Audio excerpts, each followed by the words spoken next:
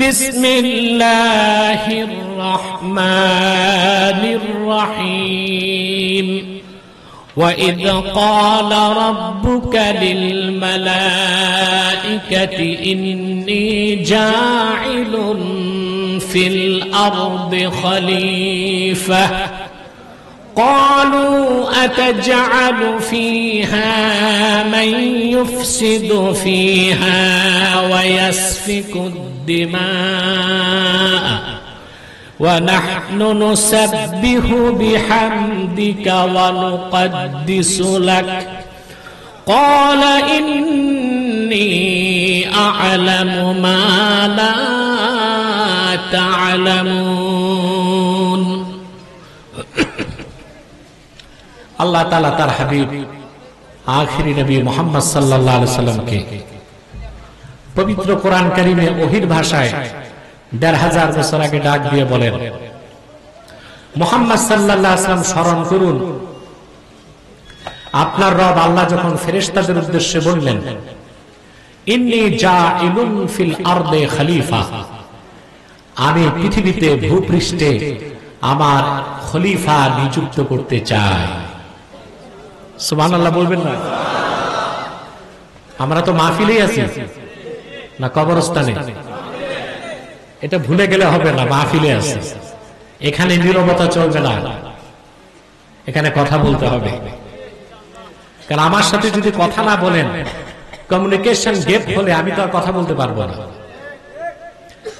আল্লাহ বলেন, আমি জমিনে একজন খলিফা নিযুক্ত করতে চাই। খলিফা বুঝেন না? বাঙালি খলিফা বলে দর্জিকে। দর্জিকে কি বলে?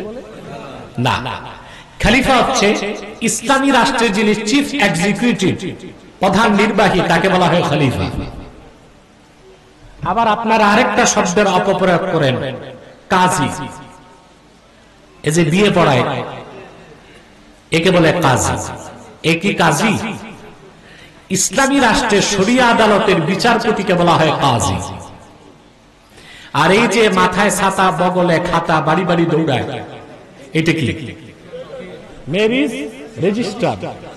এটা ম্যারেজ রেজিস্টার। এর নাম দিছি আমরা কাজী, আর দর্জির নাম দিছি খলিফা। জোরে কর নাউজুবিল্লাহ। এটা হচ্ছে অসভ্য ইংরেজ জাতি ইসলামের পরিভাষাগুলোকে অবমাননা করার জন্য এই কাজটা করে গেছে। আপনারা যে যাই বলেন, আমাকে যদি জিজ্ঞেস করেন এই পৃথিবীর মোস্ট আনসিভিলাইজড নেশন কারা, সবচেয়ে সভ্য জাতি কারা, আমি বলবো তারা ইংরেজ জাতি। এই পৃথিবীতে যত ত্রাস, যত সন্ত্রাস, যত সহিংসতা, এগুলো তৈরি করে গেছে তারা।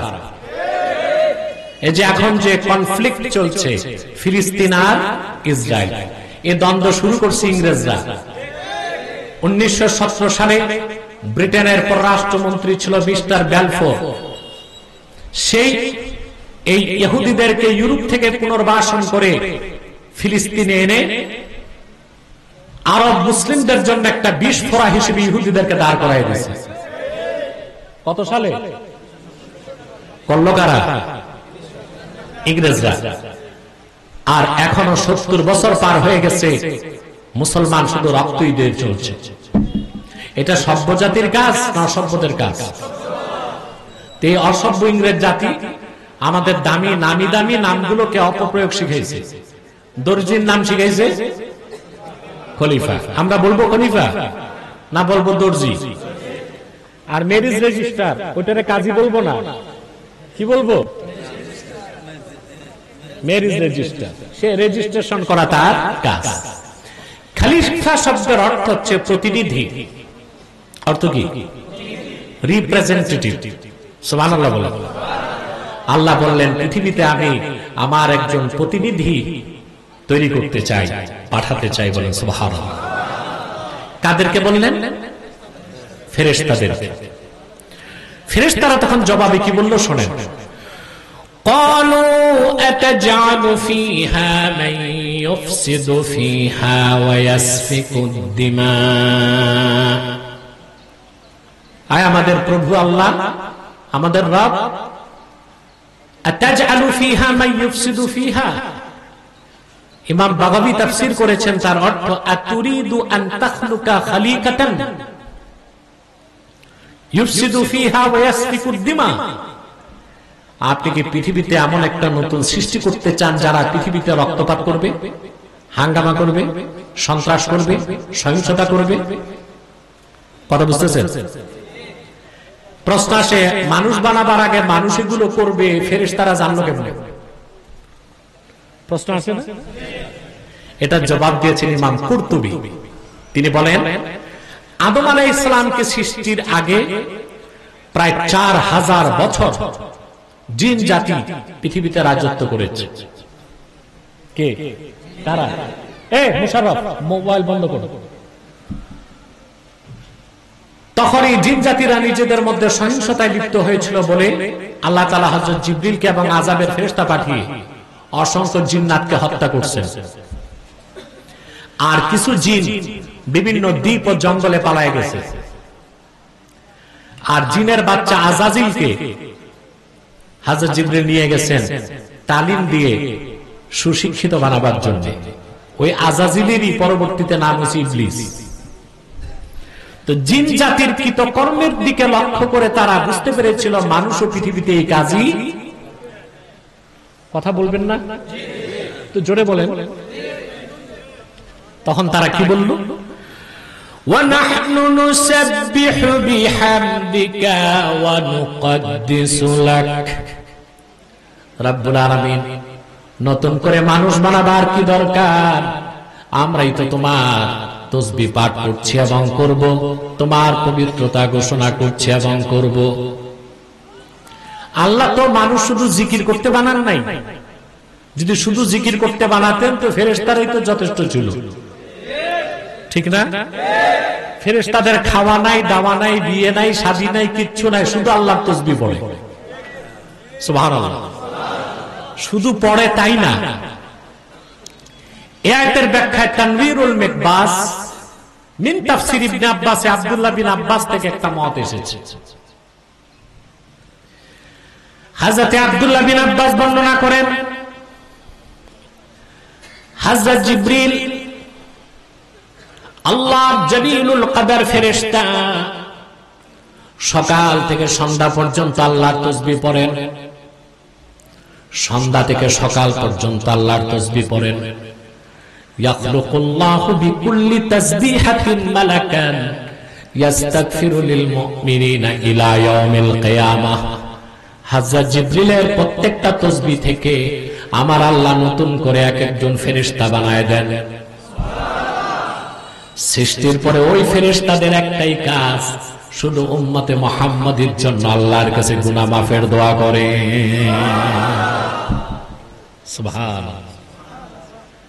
আমরা আল্লাহর হাবিবের উম্মত হয়ে কতটা প্রাউড ফিল করতে পারি। আমরা গুনাহ করব আর আমাদের গুনাহ মাফের জন্য আল্লাহ ফেরেশতা বানাইতে থাকে। পুরুষের কণ্ঠে বলেন সুবহানাল্লাহ। গুনাহ করব আমরা আর আল্লাহ ফেরেশতা বানাবেন আমাদের গুনাহ মাফের জন্য দোয়া করতে। সুবহানাল্লাহ। এজন্য রাসূলুল্লাহর উম্মত আমরা, আমাদেরকে বলা হয় উম্মাতুন মারহুমাতুন মাগফুরা, ক্ষমাপ্রাপ্ত, আল্লাহর রহমত প্রাপ্ত উম্মত হচ্ছে উম্মতে মুহাম্মাদী। যদি নামটা উম্মতের খাতায় থাকে, নামটা, কিন্তু আমরা শিরক কুফর করলে আর আল্লাহর রাসূলের উম্মত থাকি না। আমরা নামে মুসলিম থাকলেও আমাদের জায়গা হয়ে যায় কাফের মুশরিক বেঈমানের কাতারে, ঠিক কিনা বলে? সেজন্য আমি বসে যান, কেউ দাঁড়িয়ে থাকবেন না, বসেন। আমি তো জানি না আপনার এলাকার ভাষা কি, বক্কা এটা না, বসেন। সিলেট এলাকায় বলে বক্কা নাকি? বক্কা বক্কা। আপনার তো সিলেটের লোক, কিন্তু ভাষাটা হয়ে গেছে এদিককার, ভৈরব এদিককার ভাষা হয়ে গেছে। যাই হোক, আমি বহু আগে আজমিরিগঞ্জে এসেছিলাম, দিনে একবার হেলিকপ্টারে আসছিলাম, বানিয়াচং আসছি, হেলিকপ্টারে এসেছি দিনে। কিন্তু এবার আমার সংগঠন আমাকে ধরছে, দিনে আসতে হবে তবে গাড়িতে। আমি বলছি আমার সময়টা আমি গাড়িতেই যাব। আমার আসলে সুযোগ করে দিলেই হয়, প্লেনে যাব না হেলিকপ্টারে না গাড়িতে, আমি নৌকাতেও তো চলি, তবে আমাকে সুযোগ করে দিতে হয়। এখন আমার সুযোগ হয়েছে, তাদেরও সুযোগ হয়েছে, আমি আসতে পারি, আলহামদুলিল্লাহ। সম্মানিত সুধী, কথা খেয়াল করতেছেন? আমরা আস্তে আস্তে সামনে বাড়তেছি। আলোচনার প্রারম্ভে নসিহত করে দিই, জীবনে আর যাই করেন শিরক কুফর করেন না। অন্তত আল্লাহর হাবিবের উম্মত পরিচয় যদি মরতে পারেন, ফার্স্ট চান্সে না হলো সেকেন্ড চান্সে না যাতে বেহেশতে যাবেন, ঠিক না? আর যদি ঈমানের সাথে নেক আমল থাকতে পারে, তাহলে তো বিনা আযাবে ফার্স্ট চান্সে জান্নাত পাবে। সুবহানাল্লাহ। ফেরেশতারা বলেন, আল্লাহ মানুষ বানাবার দরকারটা কি? আল্লাহ রাব্বুল আলামিন তাদের প্রশ্নের কোনো উত্তর না দিয়া শুধু তাদেরকে থামায় দেবার জন্য বললেন, ইন্নী আ'লামু মা লা তা'লামুন, নিশ্চয় আমি তা জানি তোমরা যা জানো না, আমি তোমাদের চেয়ে অনেক বেশি জানি, আমি যা জানি তা তোমরা কোনোদিনও জানবে না। আল্লাহ পাক মানুষ সৃষ্টি করলেন আদমকে, হযরত আদমকে, যে হবে আল্লাহর খলিফা। এখানে একটা আবার মজার ঘটনা ঘটে গেছে। আদমকে তৈরি করার আগে ফেরেশতারা নিজেদের মধ্যে সমালোচনায় লিপ্ত হয়ে গেল। কথা বুঝতেছেন? এই তথ্যটি দিয়েছেন বিশ্ববরেণ্য মুফাসসির ইমাম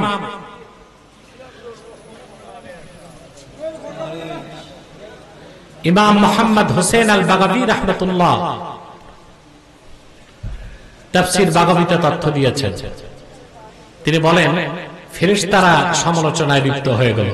কার বিরুদ্ধে? মানুষের বিরুদ্ধে। মানুষ কত আশ্চর্য সৃষ্টি যে অস্তিত্বে আসার আগে সমালোচনার পাত্র হয়েছে। আর আমরা মানুষ কিনা সত্য কথা বলার ক্ষেত্রে সমালোচনাকে ভয় পাই। হক কথা, সত্য কথা বলার ক্ষেত্রে সত্যিকার মুমিন ইমামে হোসেনের উত্তরসূরি নিন্দুকের নিন্দা, হিংসুকের হিংসা, সমালোচনাকারীর সমালোচনাকে এক মুহূর্তের জন্য পরোয়া করতে পারে না। কারণ পৃথিবীর প্রথম মানুষ হযরত আদম সৃষ্টি হওয়ার আগে সমালোচনার পাত্র হয়ে গেছে। ফেরেশতারা কি সমালোচনা করতে লাগলো? এক ফেরেশতার কাছে বলতে লাগলো, ইয়াখলুকু রাব্বুনা মা ইয়াশা, আমাদের মহান মালিক আল্লাহ রাব্বুল আলামিন যা খুশি তা বানাবেন, বাধা দেবার কোনো অধিকার আমাদের নাই। ওয়ালাকিন লা ইয়াখলুকা রাব্বুনা খালকান আকরামা ইলাইহি মিন্না, কিন্তু অবশ্যই কখনো আমাদের রব আল্লাহ তাআলা আমাদের চেয়ে দামি, আমাদের চেয়ে শ্রেষ্ঠ, আমাদের চেয়ে মূল্যবান কোন সৃষ্টি বানাবেন না। চ্যালেঞ্জ কাদের? ফেরেশতাদের। যে আমাদের চেয়ে রেসপেক্টেড, আমাদের চেয়ে দামি, আমাদের চেয়ে মর্যাদায় বেশি এরকম কোন সৃষ্টি আল্লাহ কখনো বানাবেন না। খুব ভালো করে খেয়াল করেন, ফেরেশতারা এই কথাটা বলল, তাদের কথার পক্ষে একটা যুক্তি ছিল। কি ছিল? ইমাম বাগাবী সেটাও লিখেছেন। তারা বলল, লিআন্নানা খুলিকনা ক্বাবলা ওয়া রাআইনা মা লাম ইয়ারা, আদমকে তো এখনো সৃষ্টি করা হয়নি, আর আমরা কত আগে হয়েছি। অথবা আমরা যা দেখেছি আদম তা দেখবে না। দেখার ভিত্তিতে আমাদের এলেম থাকবে বেশি, আদমের এলেম থাকবে কম। এলেম যার বেশি, দাম তার বেশি না। বয়স যার বেশি, দাম তার বেশি। এলেম যার বেশি, দাম তার। এই যুক্তি কাদের? এই যুক্তি আমাদেরও। সুবহানাল্লাহ। এরপরে আল্লাহ তাআলা আদম আলাইহিস সালামকে সৃষ্টি করলেন। সৃষ্টি করার পর আল্লাহ তাকে সৌন্দর্য দিলেন, দৈহিক অঙ্গ সৌষ্ঠব তাকে দান করলেন। তারপর তাকে অমূল্য রত্ন ইলম, জ্ঞান দান করলেন। সুবহানাল্লাহ। আল্লাহ পাক বলেন, وعلم آدم الأسماء كلها ثم عرضهم على الملائكة فقال أنبئوني بأسماء هؤلاء إن كنتم صادقين আল্লাহ আদম আলাইহিস সালামকে সব কিছুর নাম শিক্ষা দিলেন। সব কিছুর নাম বুঝেন নাই? প্লেনের নাম, কথা বলেন, প্লেনের নাম, রকেট, হেলিকপ্টার, প্যান্ডেল, লাইট, কিভাবে তখন তো এগুলো ছিল না, আদম শিখছিলেন? প্রশ্ন আছে না? আমি একটা সায়েন্টিফিক তথ্য দিচ্ছি আপনাদেরকে। আপনারা লিওনার্দো দা ভিঞ্চির নাম শুনছেন? কোন দেশের শিল্পী? ইতালি। তার বিখ্যাত একটা চিত্রকর্ম হচ্ছে মোনালিসা, ঠিক না? এই লিওনার্দো দা ভিঞ্চির যুগ ছিল 500 বছর আগে। 500 বছর আগে সে হেলিকপ্টারের ছবি অঙ্কন করছে। তার মৃত্যুর 500 বছর পর তা আবিষ্কার হলো। এটা কিভাবে সম্ভব হয়েছে? লিওনার্দো দা ভিঞ্চি 500 বছর আগে যে ছবিগুলো অঙ্কন করেছে, পৃথিবীতে 500 বছর পর তা এসেছে। তা কিভাবে সম্ভব? এটার কোনো জবাব বিজ্ঞানের কাছে নাই, আমাদের কাছে জবাব আছে। একটা জগৎ আল্লাহ তৈরি করে রেখেছেন, তাকে বলে আলামে মিসাল। কি বলে? ওইটাকে আপনি বলতে পারেন the world of samples. World of samples. আলামে মেসালে যে জিনিসের অস্তিত্ব আল্লাহ রাখছেন পৃথিবীতে, সেটাই অস্তিত্বে আসবে। অদ্ভুত প্লেন আর রকেট আর হেলিকপ্টার এখন আবিষ্কার হয়েছে, কিন্তু স্যাম্পল তো আল্লাহ বানায় রাখছেন আদম সৃষ্টির আগে। আল্লাহ যখন আদমকে সবকিছুর নাম শিখেছেন, আদমের দৃষ্টি ছিল আলামে মেসালে। পুরুষের কণ্ঠে বলেন সুবহানাল্লাহ। আপনার সব তো পুরুষ না? সন্দেহ আছে? পুরুষ না সুপুরুষ? আলহামদুলিল্লাহ। আল্লাহ সবকিছুর নাম আদমকে শিখালেন। এবার বেহেশতের মধ্যে শুরু হয়ে গেল কম্পিটিশন। একদিকে ক্যান্ডিডেট একজন হযরতে আদম, আরেকদিকে বিলিয়ন বিলিয়ন ফেরেশতা।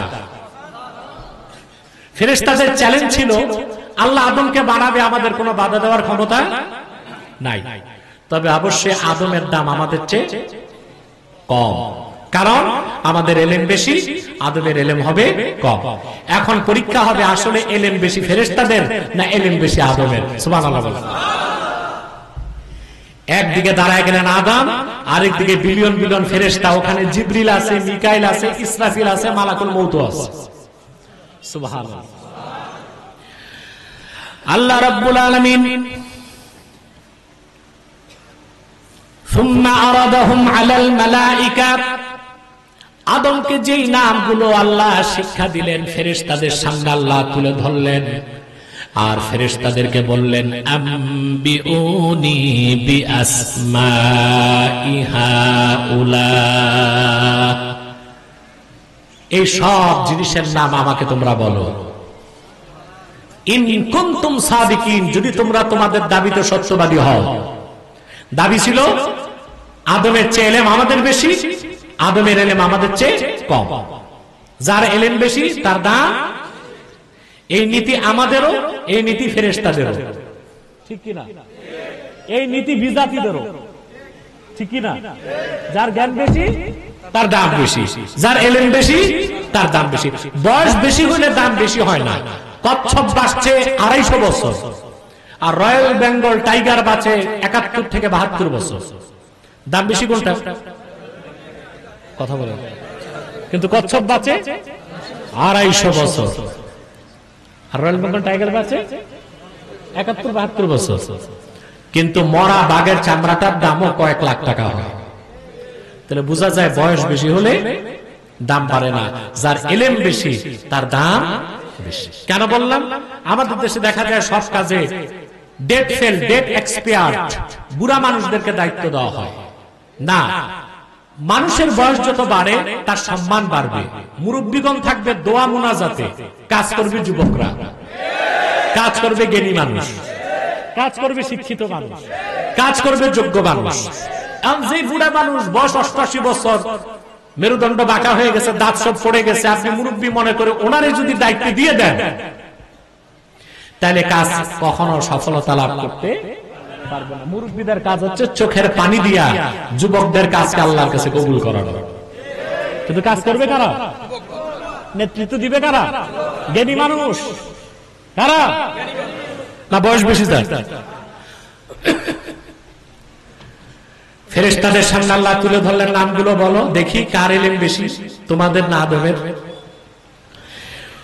কোরআন সাক্ষ্য দিচ্ছে, قالوا سبحانك لا علم لنا إلا ما علمتنا إنك أنت العليم الحكيم قالوا سبحانك সমস্ত ফেরেশতা মস্তক নত করে বলল, রব্বুল আলামিন পবিত্রতা সত্য তোমার,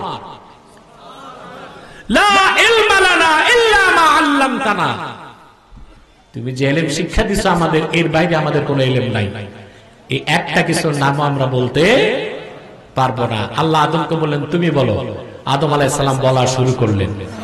পৃথিবীর সৃষ্টি লগ্ন থেকে কিয়ামত পর্যন্ত যত বস্তু পৃথিবীতে অস্তিত্বে এসেছে এবং আসবে সবকিছুর নাম আদম আলাইহিস সালাম বলে দিলেন।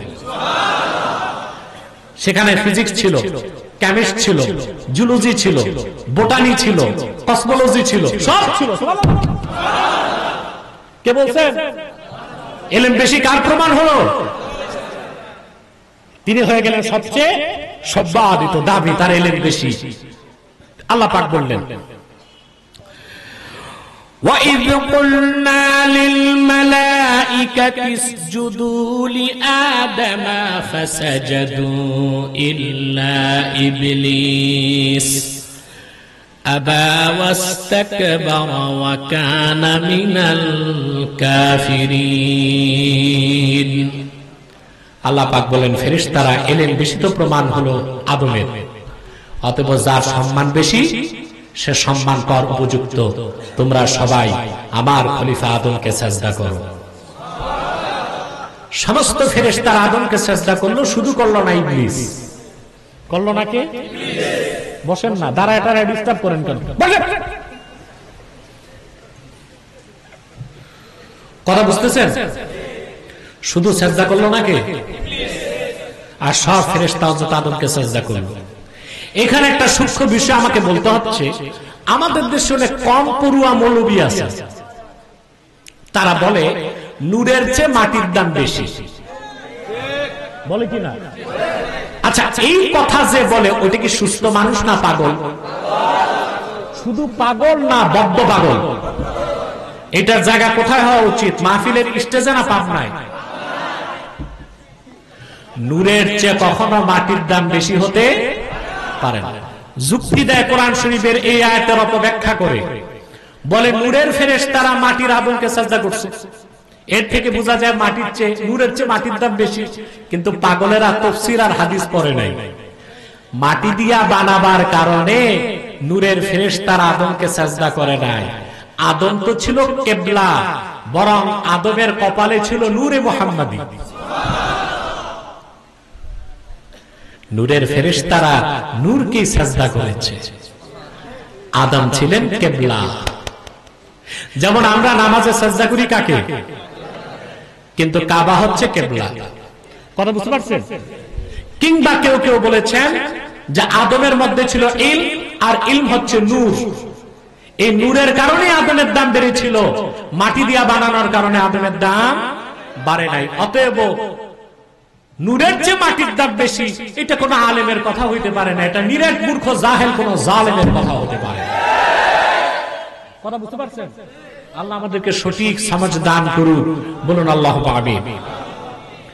প্রমাণ হয়ে গেল দাম কার বেশি, ফেরেশতাদের না আল্লাহর খলিফার? খলিফার নাম কি? আমি আস্তে আস্তে কারবালার দিকে যাচ্ছি, কিন্তু গভীর মনোযোগ না দিলে আলোচনার আগা মাথা কিছু বুঝবেন না।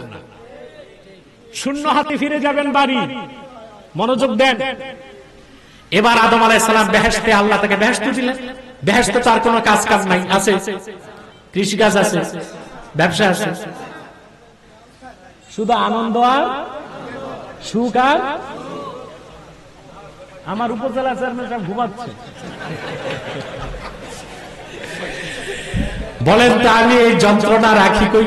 রাতে আসলো তারা ঘুমায়, দিনে আসলেও ঘুমায়। সম্মানিত সুধী,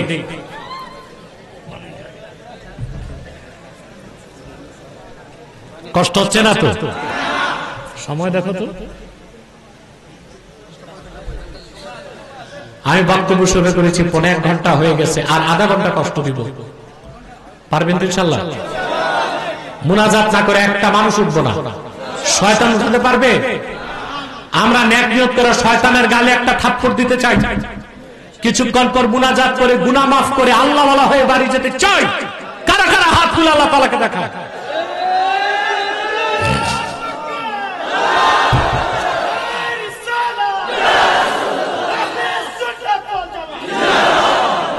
আল্লাহ কবুল করুন, আল্লাহ মঞ্জুর করুন, বলুন আল্লাহুম্মা আমিন।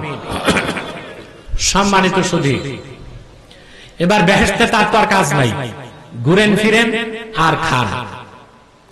এক সময় আদম আলাইহিস সালাম অনুভব করলেন তার একজন সঙ্গী দরকার। কি দরকার? লাইফ পার্টনার, ঠিক না? তার একজন লাইফ পার্টনার। কথাটি তার মনে জাগলো, মুখে আনলেন না।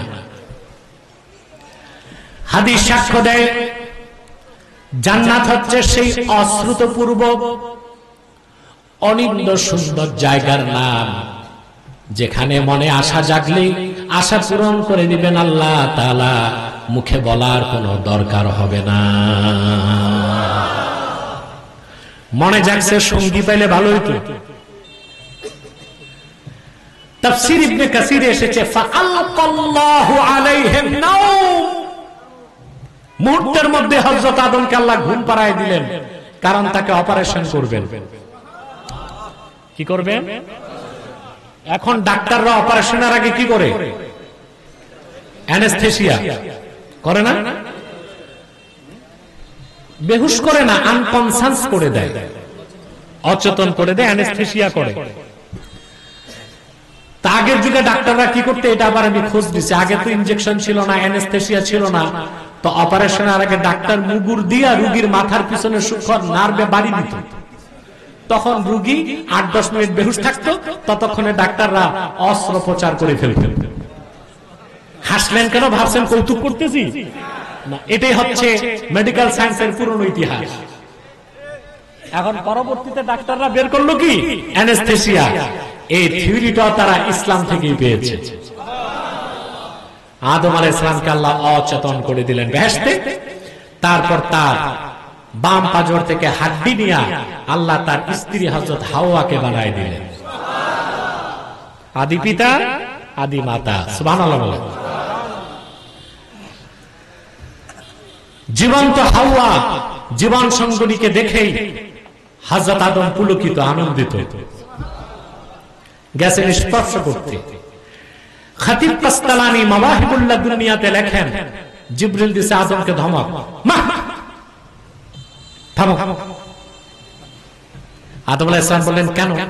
আল্লাহ তো আমার জন্যই বানাইছে, তুমি বাধা দেওয়ার কে? হযরত জিবরিল বললেন, আদ্দি মুহরাহা ক্বাবলা আন তামাসসাহা, এটা তো তোমার বউ, তার স্পর্শ করার আগে তার মোহর আদায় করো। সুবহানাল্লাহ। বিয়েতে মোহর দেওয়া কি ওয়াজিব? কথা বুঝতে পারছেন? সাদাক মোহর দিয়েছেন আপনারা? জি না।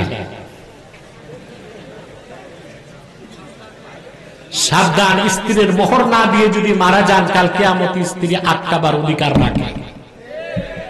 তা আপনারা একটা চালাকি করেন, ভাসর রাতে স্ত্রীকে ইমোশনাল ব্ল্যাকমেল করেন নাকি? পায়টায় ধরে মাপ চায়। কি দরকার মহিলার কাছে মাপ চাওয়ার? মোহর তাই বলবেন যা দিতে পারবেন, আর বাকিতে মোহর জায়েজ, কিন্তু সুন্নতের খেলাফ। সুন্নত হচ্ছে মোহর নগদ দেওয়া। স্ত্রীর গায়ে হাত দেবার আগে তার মোহর দিয়ে দেওয়া উচিত।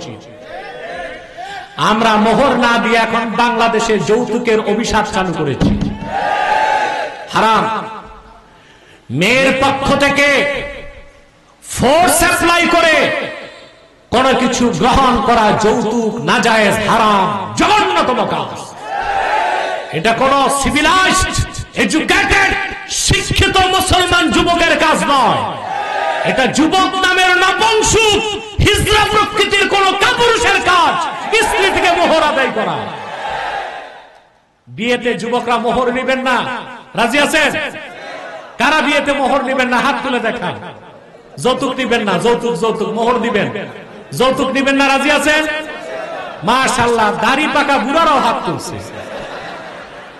এতে মোটামুটি ধারণা করা যায় ওনাদের আরো বিয়ের শখ আছে। আছে।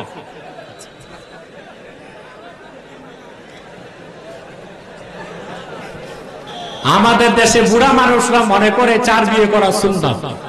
এটা কোনো কিতাবে নাই। 4 বিয়ে করা জায়েজ, তবে শর্ত হচ্ছে 4 স্ত্রীকে যদি ইনসাফ করতে পারেন।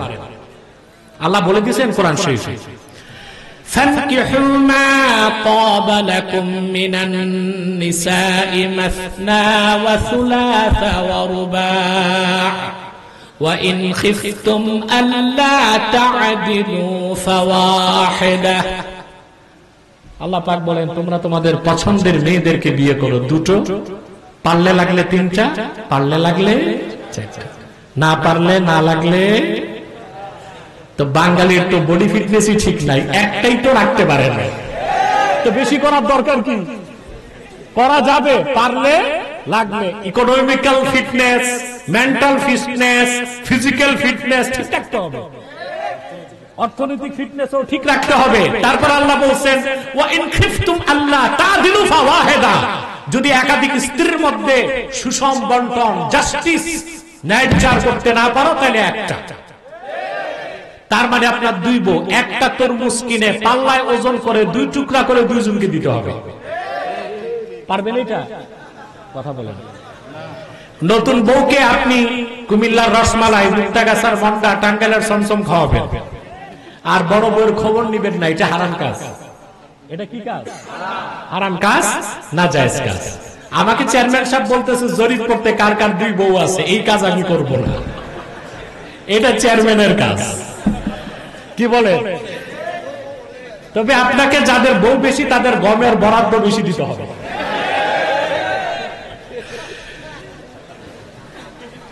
সম্মানিত সুধী, কথা শুনতেছেন? তাহলে যে ইনসাফ করতে না পারেন তো কয়টা? জোরে বলেন। কয়দিনে? সপ্তাহ। শরীয়তের হুকুম, প্রথম স্ত্রীর কাছে 3.5 দিন থাকবেন, দ্বিতীয় স্ত্রীর ঘরেও 3.5 দিন। সুবহানাল্লাহ। যদি কোন স্ত্রীর কাছে বেশি থাকতে হয়, অন্য স্ত্রী থেকে অনুমতি দিতে হবে। এগুলো পারবেন? তাহলে কয়টা করবেন? যাক, বুড়ারা শখ করছে, আল্লাহ নিয়ত পূরণ করার তৌফিক দান করুন। আমরা মোহর দিব, যৌতুক। হযরত আদম জিজ্ঞেস করলেন, কাইফা উয়াদ্দি মুহরাহা ইয়া জিবরিল, ওরে জিবরিল, কেমন করে আমার স্ত্রীর মোহর আদায় করব তা তো জানি না। হযরত জিবরিল আল্লাহর পক্ষ থেকে শিখাই দিলেন, আদম সাল্লি আলা মুহাম্মাদিন সালাসা মাররাত, আল্লাহর আখিরি নবী, আল্লাহর হাবিব মুহাম্মদ সাল্লাল্লাহু আলাইহি ওয়াসাল্লাম উপর 3 বার দরুদ শরীফ পাঠায় দাও, আল্লাহ তোমার মোহর আদায় করিয়ে দিবে। সুবহানাল্লাহ। আদম আলাইহিস সালাম আল্লাহর আরশে আজিমে, ফাওকাস সামাওয়াতিস সাবঈন, আরশুল্লাহিল আজিমে নূরে মুহাম্মাদের দিকে তাকায়া 3 বার দরুদ শরীফ পড়লেন। মোহর আদায় হয়ে গেছে। আগে ছিল বেহেশতে কয়জন মানুষ, এখন হলো স্বামী আর স্ত্রী, আদি পিতা আদি মাতা। আল্লাহ ডাক দিয়ে বললেন, وَقُلْنَا يَا آدَمُ اسْكُنْ أَنْتَ وَزَوْجُكَ الْجَنَّةَ وَكُلَا مِنْهَا رَغَدًا حَيْثُ شِئْتُمَا وَلَا تَقْرَبَا هَذِهِ الشَّجَرَةَ فَتَكُونَا مِنَ الظَّالِمِينَ। সুবহানাল্লাহ। আল্লাহ পাক বলেন, আমি আদমকে ডেকে বললাম, হে আদম, তুমি আর তোমার স্ত্রী দুইজন পরম আনন্দে বেহেশতে বসবাস করো। ওয়া কুলা মিনহা রাগাদা আই ওয়াসিআ, আর যা খুশি প্রাচুর্যের সাথে মন ভরে খাও। সুবহানাল্লাহ। বেশি খাবার জায়গা আখিরাত, কম খাবার জায়গা আমরা করি উল্টা। দুনিয়াতে আমরা বেশি খাই, তবে নিজের বাড়িতে বেশি খাই না, দাওয়াত খাইতে গেলে বেশি খাই, ঠিক না? সমাজে এমন কিছু ছোচা প্রকৃতির, রাক্ষস প্রকৃতির মানুষ আছে যাদের দেখলে যে দাওয়াত করে তার কলিজার পানি শুকায় যায়।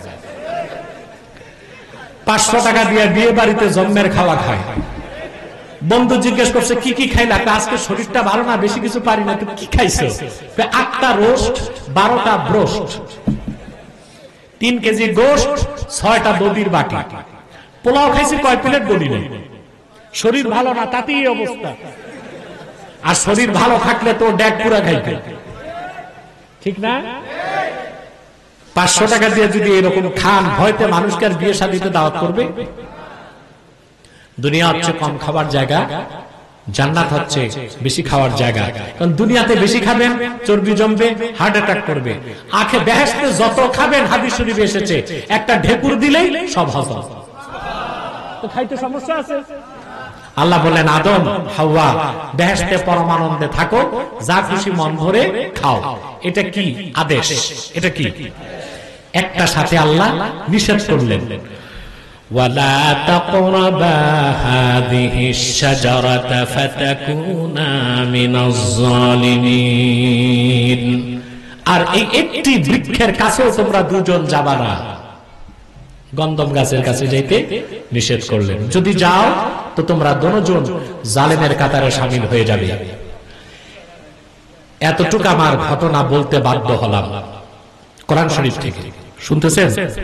এখানে কোনো কেচ্ছা কাহিনী নাই, যা বলছি কোরআন কারীম থেকে, হাদিস থেকে, তাফসীর থেকে। এখন বেহেশতে আদম আলাইহিস সালামকে একটা আদেশ করলেন আর একটা নিষেধ করলেন। কথা বুঝতেছেন? এই আদেশ মানা, নিষেধ ছাড়া, তার নাম ইবাদত। তো ইবাদত শুরু হলো কই? সুবহানাল্লাহ বলবেন না? ইবাদত অর্থ কি? শুধু নামাজ পড়া ইবাদত না, শুধু রোজা রাখা ইবাদত না। সেজন্য তো আমার দেশে দেখতে পাই কিছু মানুষ নামাজও পড়তেছে, সুদও খাচ্ছে, নামাজও পড়তেছে, ঘুষও খাচ্ছে, রোজাও রাখতেছে, আবার রোজার দিন ইফতারের আগে আরেকজনের ক্ষেতের আইল ডাকায়। ঠিক? তার মানে সে হুকুম মানতেছে, নিষেধ ছাড়তেছে না। ইবাদত অর্থ হচ্ছে ইমতিসালুল আওয়ামির ওয়া ইজতিনাবুন নওয়াহি। কোরআন হাদিসের হুকুমগুলো মানা, নিষেধগুলো ছাড়া। তার নাম কি? জোরে বলতে হবে। নামাজ পড়ে হুকুম মানবেন, সুদ ছেড়ে নিষেধ ছাড়বেন। রোজা রেখে হুকুম মানবেন, ঘুষ ছেড়ে নিষেধ ছাড়বেন। সুবহানাল্লাহ। হজ করে আল্লাহর হুকুম মানবেন, অন্যের সাথে জুলুম করবেন না, নিষেধ ছাড়বেন। এইরকম ভাবে আল্লাহর আদেশগুলো মানা, নিষেধগুলো ছাড়ার নাম হলো ইবাদত। সে ইবাদত শুরু হলো জান্নাতে। তারপর আপনারা জানেন, হযরত আদম আর হযরত হাওয়া শয়তানের প্ররোচনায় আল্লাহর নিষেধটা ছাড়তে পারেন নাই, তারা গন্ধম খেয়েছেন। কথা বলে না?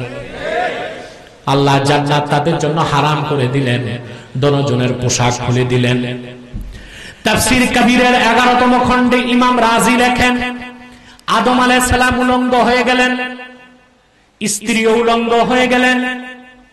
ফাসাতারা আওরাতাহু বিওয়ারাকিত তিন। হযরত আদম 3 গাছের পাতা দিয়া তার লজ্জাস্থান ঢাকলেন, স্ত্রীকে দিলেন, তিনিও 3 গাছের পাতা দিয়া লজ্জাস্থান ঢাকলেন। 3 বুঝেন? ফিগ, ফিগ, আঞ্জির বলে যাকে, আমরা আপনারা বাংলায় ডুমুর বলেন, তবে বাংলাদেশে বাদুরে খায় এই ডুমুর, আর আরবে যে আঞ্জির, তিন ওয়া তিন ওয়া জাইতুন, ওই 3 বহুত পার্থক্য। ঠিক? খুব মজার জিনিস, ঠিক কিনা? 1200-1400 টাকা কেজি। আমি এটা অনেক খাই। যারা নিয়মিত ফিগ, এই 3 ফল খাবেন, তাদের কখনো ব্রেন স্ট্রোক হবে না, আলহামদুলিল্লাহ। শরীর থেকে ঘামের গন্ধ আসবে না, মুখে গন্ধ থাকবে না, মাথা শার্প থাকবে, বুঝলেন? আপনারা এই বিড়ি গাঁজা হুক্কা বাদ দিয়া কম কম হইল এই খেজুর খুরমা তিন এগুলো খাওয়ার চেষ্টা করবেন। পারবেন না ইনশাআল্লাহ? তারপরে জাইতুন খাবেন, জাইতুন, অলিভ। যে নিয়মিত অলিভ খায় তার শরীরে এত অ্যান্টি অক্সিডেন্ট আল্লাহ তৈরি করে দেন, তার শরীরে ক্যান্সারের জীবাণু বাসা বাঁধতে পারে না। হায়াত মউত কার হাতে? বান্দা তার লাইফস্টাইল চেঞ্জের মাধ্যমে অনেক ধরনের ক্ষতি থেকে বাঁচতে পারে। বেহেশতের দরজা খুলে গেল।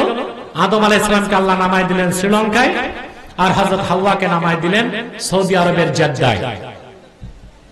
কথা বুঝতেছেন? দুইজন দুই জায়গায়।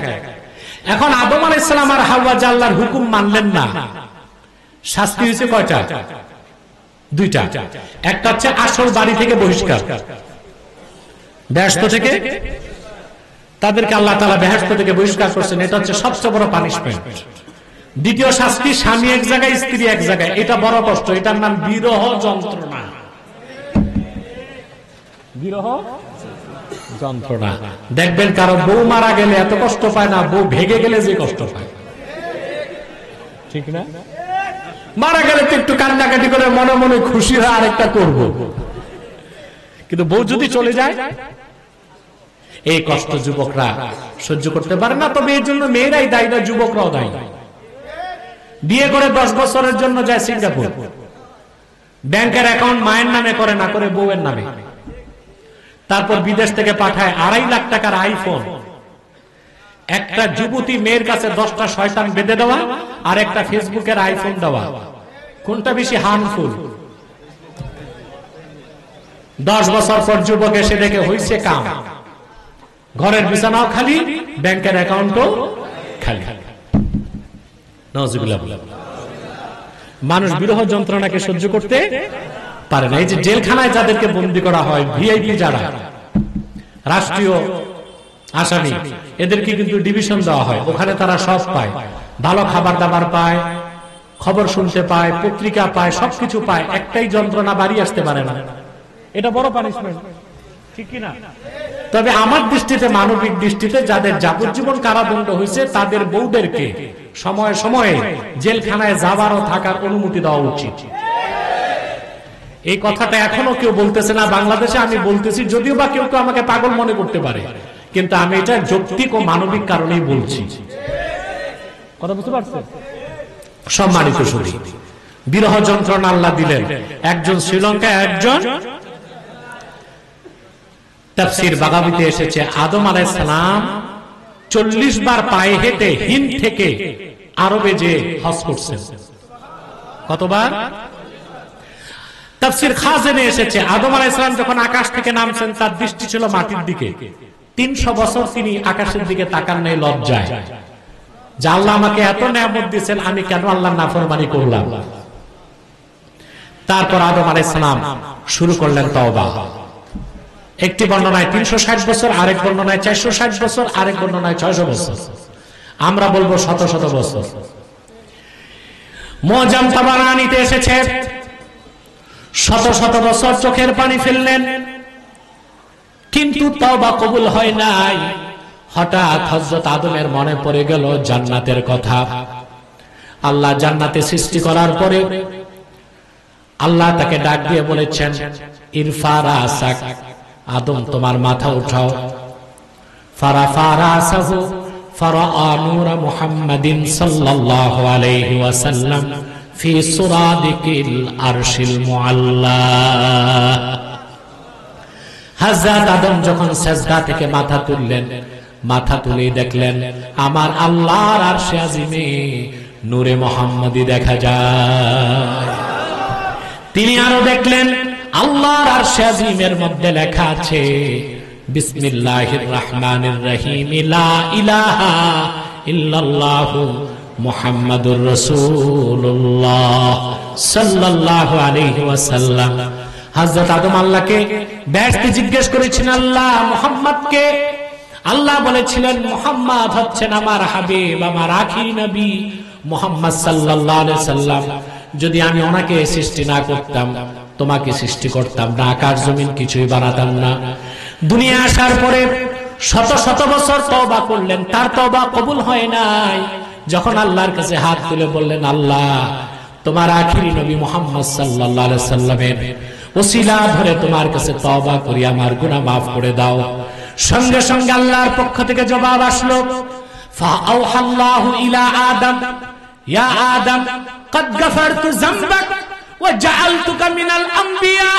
রে আদম, তুমি আমার হাবিব, আমার দোস্ত মুহাম্মদ সাল্লাল্লাহু আলাইহি সাল্লামের ওসিলা ধরেছো, আমি আল্লাহ জবাব না দিয়ে পারলাম না, তোমার গুনাহ মাফ করে দিলাম। শুধু তাই নয়, তুমি আদমকে আমি আল্লাহ নবী বানায় দিলাম। আদম হাওয়া তাদের সাক্ষাৎ হয়ে গেল আরাফার ময়দানে। সুবহানাল্লাহ বলেন। দুনিয়াতে আবার বসবাস শুরু হলো। খেয়াল করেন, আদমকে আল্লাহ সৃষ্টি করলেন জান্নাতে, ওখানে দিলেন ইবাদত। দুনিয়া আসার পর শুরু হয়ে গেল খেলাফত। সুবহানাল্লাহ বলেন। ওই যে শুরু করছি, আল্লাহ দুনিয়াতে কি পাঠাবেন? খলিফা। খলিফা খেলাফতটা কেমনে শুরু হলো? খেলাফতের ব্যাখ্যা দিতে গেলে ঘন্টা চলে যাবে, আমি 1 মিনিটে দিচ্ছি। আল্লাহর হুকুম মানা নিষেধ ছাড়া তার নাম হচ্ছে ইবাদত, আর হুকুম মানানো নিষেধ ছাড়ানো তার নাম খেলাফত। সুবহানাল্লাহ বলেন। হুকুম মানানো নিষেধ ছাড়ানো তার নাম কি? খেলাফত। খেলাফত বুঝতেছেন? আমার যুবক ভাইয়েরা, ইমামে হোসেন রাদিয়াল্লাহু তাআলা আনহু তিনি তো খেলাফত প্রতিষ্ঠার জন্যই জীবন দিয়েছেন, কিন্তু আমরা যারা হোসাইনি মুসলমান দাবি করি, এক ওয়াক্ত নামাজ পড়ি না, অনেকেই মুখে দাড়ি নাই, ঠিক কি না? আমি আবার আমার ইন্টেনশন এটা ছিল না যে চেয়ারম্যান সাহেবের দাড়ি নাই, তবে আমি আনন্দিত আমার ইউনিয়ন চেয়ারম্যানের দাড়ি আছে আলহামদুলিল্লাহ। আশা করি আমাদের উপজেলা চেয়ারম্যানও দাড়ি রাখবেন ইনশাআল্লাহ। এই তো হাত তুলছি ইনশাআল্লাহ, বলেন আল্লাহুম্মা আমিন। আমাদের মধ্যে এক মুঠ রাখতে দেরি হলো, অন্তত দাড়ি মুন্ডনটা ছেড়ে দিলেই হবে, আস্তে আস্তে অভ্যাস হয়ে যাবে ইনশাআল্লাহ। আমি তো হাত লাগাই দিই। আল্লাহ কবুল করুন, আল্লাহ মঞ্জুর করে বলুন আল্লাহুম্মা আমিন। এখন তো নামাজ নাই, রোজা নাই, হক হালালির চিন্তা নাই। 10ই মুহররম কারবালার ইতিহাস শুনে কাঁদতেছে, মুনাজাত করে বিরিয়ানির পোটলা নিয়ে বাড়ি যাচ্ছে, কিন্তু ইমাম হোসেন জীবন দিলেন কেন তা আমরা বোঝার চেষ্টা করলাম না। তাহলে আদম আলাইহিস সালাম বেহেশতে শুরু করছেন ইবাদত, দুনিয়া আসার পর শুরু করছেন খেলাফত। হুকুম মানানো নিষেধ ছাড়ানো তার নাম কি? খেলাফত। কথা বুঝতেছেন? আল্লাহর পক্ষ থেকে যত নবী এসেছেন পূর্বে সবাই রাজনীতি করেছেন। শুনতে কষ্ট লাগলো বা শুনে অভ্যস্ত নই, এটা আমার কথা, সহিহ মুসলিমের হাদিস। আল্লাহর হাবিব ইরশাদ করেছেন, কানা বানু ইসরাঈল তাসুসুহুমুল আম্বিয়া কুল্লামা হালাকা নাবিয়্যুন খালাফাহু নবী ফাইন্নাহু লা নাবিয়্যা বাদি ফাসায়াকুনু খুলাফা। এটা আমার কথা না, সহিহ মুসলিমের হাদিস। আল্লাহর হাবিব ইরশাদ করেছেন, বনি ইসরাইলে রাজনৈতিক নেতৃত্ব দিত বনি ইসরাইলের নবীগণ।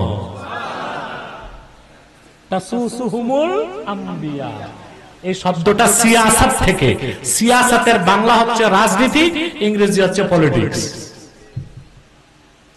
কথাটা শুনে অভ্যস্ত না, তো এই জন্য আপনার একটু থমকে গেছে। রাজনীতি এত নোংরা কাজ, এটা নবীরা করত?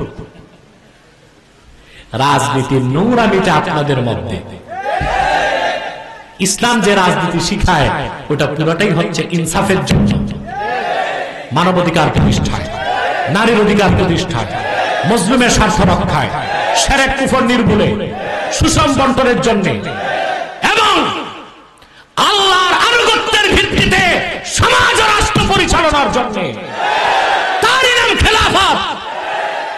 বনি ইসরাইলের নবীগণ এই নেতৃত্ব দিতেন। আল্লাহর হাবিব বলেছেন, একজন নবী ইন্তেকাল করলে বনি ইসরাইলে আরেকজন নবী আসতেন, ফাইন্নাহু লা নাবিয়্যা বাদি, কিন্তু আমি মুহাম্মদ সাল্লাল্লাহু আলাইহি সাল্লামকে প্রেরণ করে আল্লাহ তাআলা নবুয়ত রিসালাতের দরজা চিরতরে বন্ধ করে দিয়েছেন। আমার পরে কিয়ামত তক কোন প্রকারই নবী কিংবা রাসূল আসবে না। আমার পরে আমার উম্মতের মধ্যে হবে খলিফা। কি হবে? প্রথম খলিফা হলেন আবু বকর সিদ্দিক, তারপরে হযরতে ওমর, তারপরে হযরতে ওসমান, তারপরে হযরতে আলী, তারপরে 6 মাস হযরতে হাসান। সুবহানাল্লাহ বলে। কে? পরবর্তীতে হযরত হাসান রাদিয়াল্লাহু তাআলা আনহু দেখলেন হযরত মুয়াবিয়া বিচক্ষণ, রাজনৈতিক প্রজ্ঞা তার বেশি। হযরত মুয়াবিয়ার অনুরোধে হযরত মুয়াবিয়া সর্বোচ্চ সম্মান করলেন হযরত হাসানকে এবং হোসেনকে। হযরত মুয়াবিয়া খেলাফতের দায়িত্ব নিজ থেকে দিলেন হযরত মুয়াবিয়াকে। কাকে? হযরত মুয়াবিয়া রাদিয়াল্লাহু তাআলা ইন্তেকালের পর 61 হিজরিতে তার সন্তান কুখ্যাত ইয়াজিদ জোর করে খেলাফত ক্ষমতা দখল করে খেলাফতের জায়গায় চালু করলো মুলুকিয়াত, কিংডম, রাজতন্ত্র। ইমাম হোসেন বললেন, না, মুসলিমদের ভূখণ্ডে আল্লাহর জমিনে আল্লাহর আনুগত্যের ভিত্তিতে খেলাফত দিয়ে দেশ চলবে, মুলুকিয়াত বা রাজতন্ত্র দিয়ে দেশ চলবে না। সেই সংগ্রামে দ্বীনের ঝান্ডা হাতে নিয়ে ইমামে হোসেন রাদিয়াল্লাহু তাআলা আনহু মদিনাতুল মুনাওয়ারা থেকে চলে আসলেন ইরাকে কুফায়। সেখান থেকে তিনি বাধ্য হলেন যেতে কারবালায়। সেখানে 10ই মুহররম উবাইদুল্লাহ বিন জিয়াদের নেতৃত্বে ইয়াজিদের সেনা বাহিনীর অফিসার ছিল। ফোরাতের তীরে ইমাম হোসেন রাদিয়াল্লাহু তাআলা আনহুর সাথে ছিল মাত্র 72 জন। কতজন? ঘেরাও করা হলো। ইয়াজিদের পক্ষ থেকে বারবার প্রস্তাব দেওয়া হলো যে ইমামে হোসেন, আপনি শুধু ইয়াজিদের বাইআতকে মেনে নেবেন, ইয়াজিদ তার মাথার মুকুট আপনার কদমে রেখে দিবেন। ইমাম হোসেন বলেছেন, মিথ্যার সাথে হোসেন আপোষ করতে পারে না। আল্লাহর জমিনে আল্লাহর আইন চলবে, ইয়াজিদের কোনো কথাই চলবে না। মুসলিম রাষ্ট্রগুলো বলেন সুবহানাল্লাহ। যুদ্ধ হলো। সে যুদ্ধে হাসতে হাসতে ইমামে হোসেন শাহাদাতের পেয়ালায় স্বর্গীয় সুধা পান করে জান্নাতুল ফেরদাউসে চলে গেলেন। প্রতি বছর মুহররমের 10 তারিখ যখনই ঘুরে আসে, আমাদের সেই 1400 বছর আগের কারবালার ইতিহাস মনে হলে একটি কথাই আমরা শিক্ষা নিতে পারি, সত্যের সাথে মিথ্যার কোনো আপোষ নাই। মিথ্যা যত শক্তিশালী হোক, মিথ্যাবাদী যত বড় অত্যাচারী হোক, মুসলমান হচ্ছে লোহার বুটের মতো। এই পৃথিবীতে কোন জালেম, কোন শয়তানের এমন কোন বিষাক্ত দাঁত নাই মুসলমানদের মতো লোহার বুটকে দাঁতের চাবায় নিষ্কাশন করতে পারে। মুসলমান সত্যের জন্য জীবন দিতে পারে। আল্লাহর আনুগত্যের ভিত্তিতে সমাজ ও রাষ্ট্র চলবে, তা প্রতিষ্ঠার জন্য ইমামে হোসেনের উত্তরসূরিরা সারা জীবন খেলাফতের ধারণা হৃদয়ে লালন করে খেলাফত প্রতিষ্ঠার কাজ করবে। এটাই হচ্ছে 10ই মুহররমের শিক্ষা। শুহাদায়ে কারবালা থেকে এই শিক্ষাটা আমাদের গ্রহণ করতে হবে। পারবো তো আমরা? সাদাকাল্লাহুল আযীম ওয়া সাদাকা রাসূলুহুন নবিয়ুল কারীম ওয়া নাহনু আলা যালিকা মিনাশ শাহিদিন ওয়াশ শাকিরিন আলহামদুলিল্লাহি রাব্বিল আলামিন। একটা মানুষও মুনাজাত না করে ওঠার চেষ্টা করবেন না। আমি আপনাদেরকে নিয়ে বিদায় দিচ্ছি। আপনারা বসবেন এবং ধৈর্যের সাথে কথাগুলো শুনবেন। পারবেন না ইনশাআল্লাহ? আল্লাহ কবুল করুক, মঞ্জুর করুক, বলুন আল্লাহুম্মা আমিন। সম্মানিত সুধী, আমি আর আপনাদের কষ্ট দিচ্ছি না। বিদায় লগ্নে একটি কথা বলি, আমি মুনাজাত করব ইনশাআল্লাহ। আপনারা বিভিন্ন প্রান্ত থেকে এসেছেন, ঠিক না? আমি আসার সময় দেখেছি দুই পাশে শুধু বিল আর বিল। চিন্তা করলাম মানুষ আসবে কোত্থেকে, আসলে মানুষ চলে এসেছে। আলহামদুলিল্লাহ। বিল থাকাতে আপনাদের খুব সুবিধা, মাছ পান, আর জমিতে সার দিতে হয় না। পলি মাটিতে এমনি ধান হয় নাকি, সারটা কম লাগে, ঠিক না? আল্লাহর একটা করুণা আসলে আপনারা পান। আমি বিদায় লগ্নে একটা অনুরোধ করি, মুনাজাত করছি। এখানে আপনারা বিভিন্ন দল ও মতের লোক আছেন, ঠিক না? কথা বললেন না? কেউ আওয়ামী লীগ, কেউ বিএনপি, কেউ জাতীয় পার্টি, কেউ জামাত, কেউ কওমি, কেউ আলিয়া, কেউ সাদা টুপি, কেউ গোল টুপি, কেউ লাল টুপি, কেউ টুপিওয়ালা, কেউ টুপি ছাড়া। আছেন কিনা? এই যে আপনাদের কাছে আমার করজোর অনুরোধ, থাক মাসলাক যার যার, দিন ইসলাম সবার। মনে থাকবে? মাসলাক যার যার, এটা তাহরিকে খাতমের উপর বাংলাদেশের একটা কমন স্লোগান, ঠিক না? এটা অবশ্য অনেকে না বুঝে অনেক সমালোচনা করে, ওটা আমরা মনে করি তাদের জ্ঞানের গভীরতা নাই, আস্তে আস্তে বুঝবে, ঠিক না? দেখুন, আপনার মাসলাক আপনার কাছে, আমারটা আমার কাছে, আপনার মাদ্রাসা আপনার কাছে, আমারটা আমার কাছে, আপনার পীর আপনার কাছে, আমার পীর আমার কাছে, কিন্তু ইসলামের স্বার্থে আমরা সবাই এক হতে পারি না। এই যে মাহফিলে এসেছেন, এখানে যদি আপনাদের দলীয় পরিচয় ভাগ করতাম, কেউ আওয়ামী লীগ, কেউ বিএনপি, কেউ জাতীয় পার্টি, কেউ জামাত, কেউ কওমি, কেউ আলিয়া, তো প্যান্ডেল লাগতো 6টা। কয়টা? 6টা লাগতো। তো এখানে আমাদের একটাই পরিচয়, আমরা মুসলমান। আমি এই বার্তাটাই আপনাদের দিচ্ছি, দলীয় মতভেদ যাই থাক, মাসলাক যার যেটাই থাক, ইসলামের সুমহান স্বার্থে আমরা সকল দল ও মতের মুসলমান এক হয়ে যাব। রাজি আছেন? 3টি মৌলিক স্বার্থে আমরা এক হয়ে যাব, পারবেন? ইসলামের সুমহান স্বার্থ রক্ষা আমরা ঐক্যবদ্ধ হয়ে যাব। বাংলাদেশে মুসলমানদের মৌলিক সমস্ত দাবিগুলো আদায় আমরা এক হয়ে যাব। আর বাংলাদেশের স্বাধীনতা, সার্বভৌমত্ব রক্ষায় আমরা এক থাকব। রাজি আছেন? আমাদের এই 3টি স্বার্থের বিরুদ্ধে বাংলাদেশে কাজ করতেছে 3টি অমুসলিম সম্প্রদায়। তার মধ্যে সবচেয়ে জঘন্য হচ্ছে কুখ্যাত কাদিয়ানি সম্প্রদায়। নিঃসন্দেহে তারা কাফের এবং অমুসলিম। তাদেরকে যারা কাফের বলবে না, তারাও কাফের, কারণ তারা আল্লাহর আখিরি নবী মুহাম্মদ সাল্লাল্লাহু আলাইহি সাল্লামকে আল্লাহর শেষ নবী হিসেবে বিশ্বাস করে না। চিল্লায় বলেন নাউজুবিল্লাহ, চিল্লায় বলেন নাউজুবিল্লাহ। এই জন্য তারা কি? তাদেরকে যারা কাফের বলবে না, তারা কি? তারা মানুষকে ধোঁকা দিতে মুসলমানদের মতো দাড়ি রাখে, মুসলমানদের মতো টুপি লাগায়, মুসলমানদের মতো নামও রাখে। তাই বলে কি তারা মুসলমান হবে? দাড়ি রাখলে কেউ যদি মুসলমান হতে পারত, তো রবীন্দ্রনাথ ঠাকুরের চেয়ে বড় মুসলমান কে হইত? সে কি মুসলিম ছিল না মুসলিম? নাম রাখলে মুসলমান হওয়া যায়? টুপি লাগাইলে? দিল্লি পার্লামেন্টে দেখবেন কংগ্রেসের হিন্দু এমপিরাও সাদা লম্বা টুপি লাগায়। তাই বলে কি তারা মুসলিম হয়ে যাবে? নাম রাখলে মুসলমান হওয়া যায়? এক শয়তান বোতলে পেশাব করে উপরে নাম লেখছে শরবত, ওটা কি শরবত হবে? ভিতরে কি? তদ্রুপ কাদিয়ানীরা কাফের। আব্দুল আউয়াল, আব্দুল সামাদ, মুবাশশির আলী, কবির চৌধুরী, শাহরিয়ার কবির আর নিঝুম মজুমদার, এসব নাম রাখার দ্বারা তারা মুসলমান হতে পারে না।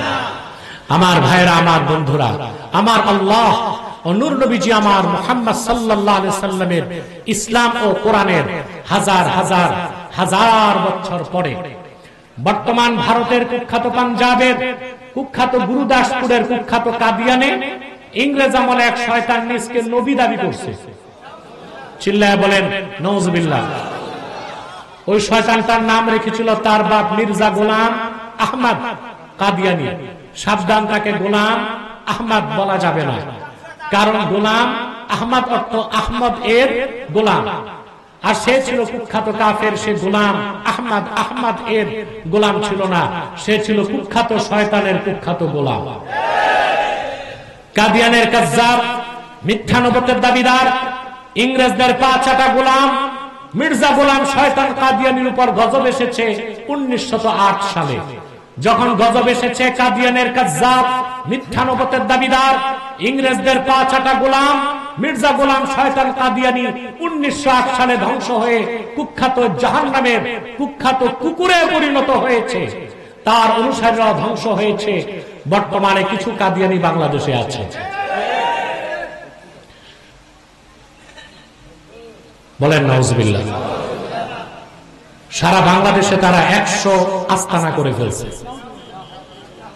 কত? তাদের উপাসনালয়কে বলে মসজিদ, বলেন নাউজুবিল্লাহ। হিন্দুদের উপাসনালয় মন্দির, এটা মসজিদ হতে পারে না। খ্রিস্টানদের উপাসনালয় গির্জা, এটা মসজিদ হতে পারে না।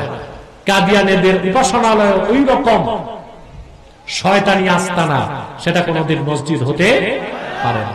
100 সেন্টার তারা করে ফেলছে, নাম পরিবর্তন করে করে মিথ্যা পরিচয় দেয়। কখনো নিজেদের পরিচয় দেয় আহমদী জামাত, কখনো বলে আহমদিয়া জামাত, কখনো বলে আহমদী সম্প্রদায়, কখনো বলে আহমদিয়া সম্প্রদায়, কখনো বলে আহমদী মুসলিম জামাত, কখনো বলে আহমদিয়া মুসলিম জামাত। সাবধান, যত কাদিয়ানি ছিল আছে থাকবে, তারা কেউ আহমদী জামাত নয়, আহমদিয়া জামাত নয়, আহমদী সম্প্রদায় নয়, আহমদিয়া সম্প্রদায় নয়, আহমদী মুসলিম জামাত নয়, আহমদিয়া মুসলিম জামাত নয়, তারা শয়তানি জামাত, কুখ্যাত জাহান্নামের কুখ্যাত কুকুরের দল। আমাদের সকল দলের একটাই দাবি, দেশ স্বাধীনের আগ থেকেই দেশের মুসলমান 50 বছরেরও বেশি সময় ধরে দাবি করে আসছে, সকল দল মতের মুসলমানের দাবি, অনতিবিলম্বে স্বাধীন বাংলায় শয়তান কাদিয়ানীদেরকে রাষ্ট্রীয় ভাবে অমুসলিম ঘোষণা করতেই হবে, করতেই হবে, করতেই হবে। এই দাবি আদায়ে যদি তাহরিকে খাতমে নবুয়ত বাংলাদেশের ব্যানারে জান ও মাল দেবার ডাক আসে, কারা কারা প্রস্তুত আছেন? হাত তুলে দেখেন।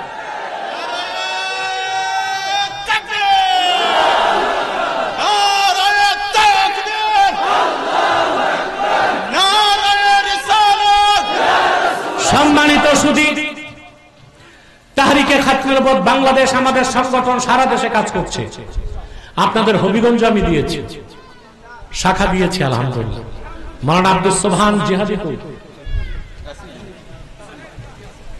তাকে সভাপতির দায়িত্ব দেওয়া হয়েছে। এখানে মাওলানা মোশাররফ আছে, সেক্রেটারি পদবী, সাংগঠনিক সম্পাদক, আরো অনেকে আছে। আমাদের সংগঠনে কাজ করা আপনাদের ইমানি দায়িত্ব। আপনি যেই পুরের মুরিদ হন, সমস্যা নাই। আপনি আওয়ামী লীগ করেন না বিএনপি করেন, এগুলো আমাদের দেখার দরকার নাই।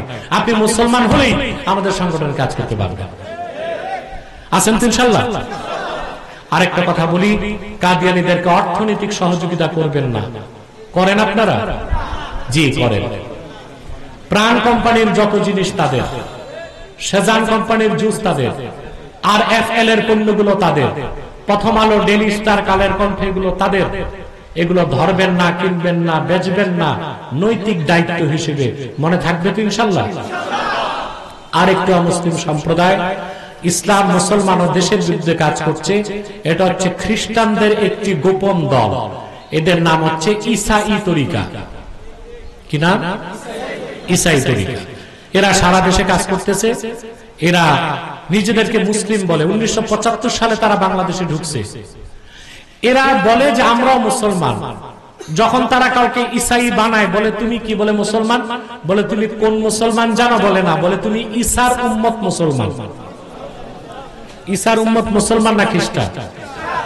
এখন এই দলের লোক প্রচার করে যে ঈসা আলাইহিস সালাম কিয়ামতের আগে আকাশ থেকে যখন নামবেন তখন তিনি নবী থাকবেন না। আমাদের আহলুস সুন্নাহর বিশ্বাস, ঈসা আলাইহিস সালাম যখন আকাশ থেকে নামবেন তখন তার পরিচয় নবী হবে না, উম্মত হবে। এই ঈসাই তরিকা গোপনে কাজ করে যাচ্ছে, তাদের ব্যাপারেও সাবধান থাকবেন। আরেকটা ফেরকার কথা না বললে নয়, হিজবুত তাওহীদ। এটা আসলে হিজবুত শয়তান। এরা সরাসরি ইসরায়েলের পক্ষ নিছে এবং তারা বলতে চায় বাইতুল মুকাদ্দাস মুসলমানদের ছেড়ে দেওয়া উচিত ইহুদিদেরকে। তারা প্রচার করে দাজ্জাল বলতে কিছুটাই, আমেরিকায় দাজ্জাল। অথচ আমরা জানি দাজ্জাল বের হবে আর তাকে মারতে নামবে কে? এরপরে তারা বলে যে নামাজ হচ্ছে বেয়াম, ওযু থাকলেও নামাজ হবে, ওযু ছাড়াও নামাজ হবে। এরপরে তারা বলে সবচেয়ে জঘন্য কথা যে বাংলাদেশে যত আলেম আছে সব ধর্ম ব্যবসায়ী। হ্যাঁ, 2-4-10টা ধর্ম ব্যবসায়ী থাকতে পারে, কিন্তু সমগ্র আলেম সমাজকে ধর্ম ব্যবসায়ী বলা বেঈমানের কাজ, মুসলমানের কাজ। তাদের এজেন্ডা হচ্ছে বাংলাদেশের কে, এই দেশ, এই জাতিকে আলেমদের থেকে সরায় দেওয়া। কারণ যে বকরির পালের রাখাল নাই, ওই বকরি যায় বাঘের পেটে। যে কওমের নেতৃত্বে আলেমরা নাই, ওই আলেম যায় বিজাতির খপ্পরে। এই হিজবুত তাওহীদ এর একটা অমুসলিম সম্প্রদায়, ইহুদিদের এজেন্ট হবিগঞ্জে, এরা এখন একটু হাত চক্রান্ত করছে, এদের থেকে সাবধান থাকবেন। যদি এদেরকে পান, উত্তম মধ্যম দিয়া পুলিশের হাতে সোপর্দ করে দিবেন। আর যুবকরা খুব দূরে থাকবেন তাদের থেকে, তাদের টার্গেট হচ্ছে যুবকরা। আপনাদেরকে তাহরিকে খাতমে নবুওয়াত বাংলাদেশ হবিগঞ্জ শাখা সর্বাত্মক সহযোগিতা করবে। আল্লাহ কবুল করুক, মঞ্জুর করুক। আমি আগে এসেছি, এখনো এসেছি আপনাদের কাছে। কখনোই আপনাদের কাছে আমি টাকা পয়সা পার্থিব কিছু চাই নাই, চেয়েছি আমি একটা জিনিস চাই, আপনাদের মধ্যে সন্তান যেগুলো মেধাবী, এগুলো আমার কাছে দিয়ে দিবেন। 7 বছর পড়াশোনা করে আসবে আব্বাসী মঞ্জিল থেকে, একদিকে দাওরায়ে হাদিস মুফতি হবে, আরেকদিকে অনার্স ও মাস্টার্স করে আসতে পারবে, একজন যোগ্য ইসলামিক স্কলার হয়ে আসতে পারবে।